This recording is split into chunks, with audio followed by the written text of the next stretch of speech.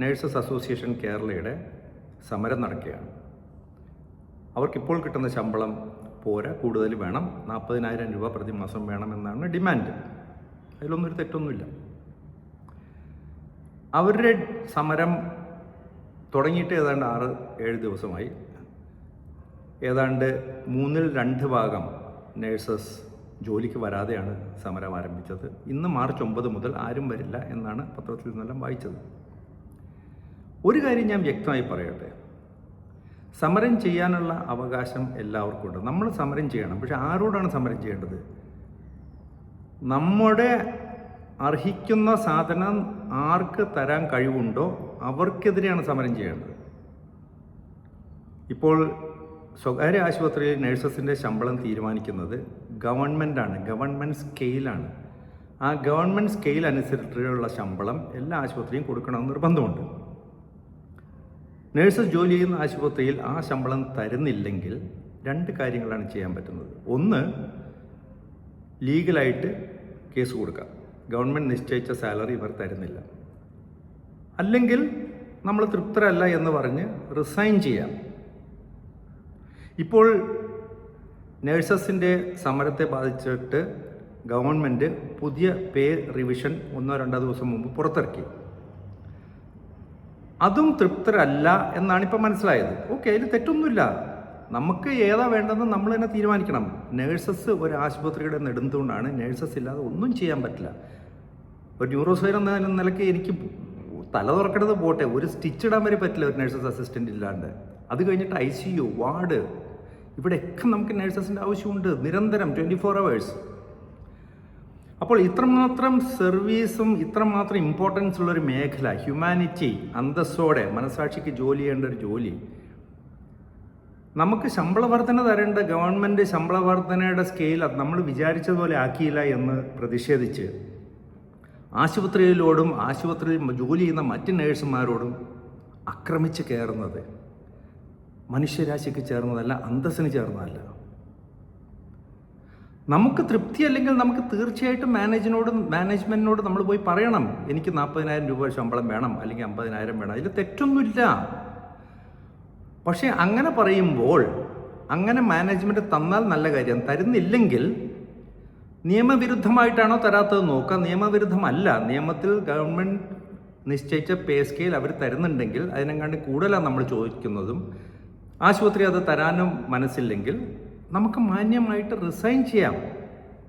അല്ലാതെ നമ്മൾ അവിടെ തന്നെ നിന്നുകൊണ്ട് ഞാൻ റിസൈൻ ചെയ്യില്ല, ഞാൻ സമരം ചെയ്യും, ജോലിക്ക് വരുന്ന മറ്റ് നേഴ്സുമാരെ ഞാൻ ഉപദ്രവിക്കും, രോഗികളെ ബുദ്ധിമുട്ടിക്കും, അവരുടെ ബന്ധുക്കളെ ബുദ്ധിമുട്ടിക്കും എന്ന് പറയുന്നത് നേഴ്സിംഗ് പ്രൊഫഷനോ മെഡിക്കൽ പ്രൊഫഷനോ ചേർന്ന കാര്യമല്ല.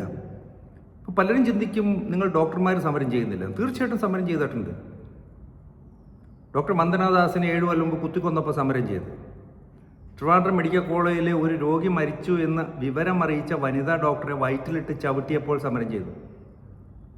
ഒരു 9 വയസ്സുള്ളൊരു കുഞ്ഞ് മരിച്ചപ്പോൾ അതിൻ്റെ പിതാവിന് ദേഷ്യം വന്നിട്ട് ഡോക്ടറെ കത്തി വെച്ച് വെട്ടാൻ വന്ന് വെട്ടുകൊണ്ടത് വേറെ രോഗിക്ക്, വേറെ ഡോക്ടർക്ക്. അതിനൊക്കെ സമരം ചെയ്തിട്ടുണ്ട്. പക്ഷെ എന്ത് സമരമാണ് ചെയ്തത്? കറുത്ത ബാഡ്ജ് ഒട്ടിച്ച് വരിക, അല്ലെങ്കിൽ ഒരു ദിവസം OP നടത്താതിരിക്കുക. അതിപ്പോൾ ഞായറാഴ്ചകളിലും OP ഇല്ലല്ലോ. അപ്പോൾ ഞായറാഴ്ച പോലെ ഒരു ദിവസം, അല്ലാതെ കാഷ്വാലിറ്റി വരുന്ന പേഷ്യൻസിനെ നോക്കാതിരിക്കുകയോ, ആശുപത്രിയിൽ ICUയിലും വാർഡിലും കിടക്കുന്ന രോഗികളെ അവഗണിക്കുകയോ, അങ്ങനെയൊന്നും ചെയ്തിട്ടില്ല. അങ്ങനെ ചെയ്യാനും പാടില്ല. ആ ഡോക്ടേഴ്സ് ആയാലും നേഴ്സസ് ആയാലും ലാബ് ടെക്നീഷ്യൻസ് ആയാലും നമ്മുടെ പ്രൊഫഷൻ അങ്ങനെ ആയിപ്പോയി. നമ്മൾ മനുഷ്യരാശിക്ക് വേണ്ടി അന്തസ്സോടെ മനസ്സാക്ഷിക്ക് ഉതകുന്ന രീതിയിൽ ജോലി ചെയ്യാനാണ് ഈ പ്രൊഫഷൻ തിരഞ്ഞെടുത്തത്, സമരം ചെയ്യാനല്ല. സമരം ചെയ്യാം, ഗുണ്ടായിസം പാടില്ല. ആവശ്യങ്ങൾ ആര് നമുക്ക് തരാൻ നിർബന്ധിതമാണ് അവരോടാണ് സമരം ചെയ്യേണ്ടത്. ഇതിപ്പോൾ ഗവൺമെൻറ്റാണ് സ്കെയിൽ നിശ്ചയിക്കുന്നത്. സമരം ചെയ്യേണ്ടത് ഗവൺമെൻറ്റിനോടാണ്, അല്ലാണ്ട് ആശുപത്രി കിടക്കുന്ന രോഗികളോടോ. ഗവൺമെൻറ് നിശ്ചയിച്ച ശമ്പളം എനിക്ക് ഓക്കെയാണ്, കാര്യം എനിക്ക് കുടുംബത്തിൽ പ്രാരാബ്ധങ്ങളുണ്ട്, ഈ ശമ്പളത്തിന് ഞാൻ ജോലി ചെയ്യാൻ തയ്യാറാണ് എന്ന് പറഞ്ഞ് വരുന്ന ഒരു നേഴ്സിന് മേലെ അക്രമം കാണിച്ചിട്ടോ അല്ല ചെയ്യേണ്ടത്. ഇനിയെങ്കിലും മനസ്സിലാക്കുക, ഫ്ലോറൻസ് നൈറ്റിംഗേലിൻ്റെ ഓത്തെടുക്കുമ്പോൾ എന്താണ് ഈ ഓത്തെന്ന് മനസ്സിലാക്കുക. ഇനിയെങ്കിലും ഈ സമര ഭാരവാഹികൾ ഞാൻ പറയാണ്, നേഴ്സസിനെ എന്നും ജീവനോട് തുല്യം സ്നേഹിച്ച ആളാണ് ഞാൻ, എന്നും ബഹുമാനിക്കുന്ന ആളാണ്. ഡോക്ടറെക്കാളും ഒരു പടി മുകളിലാണ് ഞാൻ അവരെന്നും കണ്ടിട്ടുള്ളത്.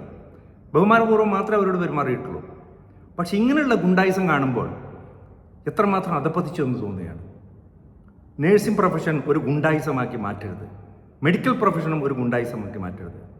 അവകാശങ്ങൾ, ആഗ്രഹങ്ങൾ നമ്മൾ തീർച്ചയായിട്ടും പറയണം. അത് തന്നില്ലെങ്കിൽ അത് ആരാണ് തരാൻ റെസ്പോൺസിബിൾ, അവർക്കെതിരെയാണ് സമരം ചെയ്യേണ്ടത്. ഇനിയെങ്കിലും ഇതിൻ്റെ നേതാക്കൾ മനുഷ്യത്വം പാലിച്ച് മനസ്സാക്ഷിക്കുതമാകുന്ന രീതിയിൽ അന്തസ്സിനൊത്ത് കാര്യങ്ങൾ തീരുമാനിക്കുക. എത്രയും പെട്ടെന്ന് ജോലിക്ക് വരിക, രോഗികളെ ശുശ്രൂഷിക്കുക. അതിനുവേണ്ടിയാണ് നമ്മൾ ഈ ജോലി തിരഞ്ഞെടുത്തത്. ജീവിക്കാനുള്ളൊരു മാർഗമായിട്ടല്ല. നമുക്കെല്ലാം ജീവിക്കാൻ പൈസ വേണം, സംശയമൊന്നുമില്ല. പക്ഷെ വേറെ എത്രയോ മാർഗങ്ങളുണ്ട് ജീവിക്കാൻ. തീർച്ചയായിട്ടും ഇത് സീരിയസ് ആയി ചിന്തിക്കണം. കേരളം ഹെൽത്ത് നമ്പർ 1 എന്ന് പറയുമ്പോൾ ഒരു കാര്യം മനസ്സിലാക്കുക, അത് പ്രൈവറ്റ് ഹോസ്പിറ്റൽസിൻ്റെ സർവീസ് കൊണ്ട് മാത്രമാണ് ഹെൽത്ത് നമ്പർ 1 ആകുന്നത്. കേരളത്തിലെ പ്രൈവറ്റ് ഹോസ്പിറ്റൽ എല്ലാം സ്തംഭിച്ചാൽ ഇവിടുത്തെ ഗവൺമെൻറ് ഹോസ്പിറ്റൽ എത്ര തന്നെ ഫെസിലിറ്റീസ് ഉണ്ടെന്ന് പറഞ്ഞാലും കേരളത്തിലെ ജനങ്ങൾക്ക് മുഴുവൻ ശുശ്രൂഷിക്കാനുള്ള ഫെസിലിറ്റി അവിടെ ഇല്ല, അതിനുള്ള മാൻ പവർ അവിടെ ഇല്ല. കേരളത്തിൻ്റെ ഹെൽത്ത് സെക്ടർ തകർക്കാതിരിക്കുക. നിങ്ങളുടെ ആഗ്രഹങ്ങളും ആവശ്യങ്ങളും ഗവൺമെൻറ് എത്രയും പെട്ടെന്ന് സാധിച്ചു തരട്ടെ എന്ന് ഞാൻ പ്രാർത്ഥിച്ചുകൊണ്ട് ഹെൽത്ത് കെയർ നശിപ്പിക്കാതിരിക്കുക. Thank U.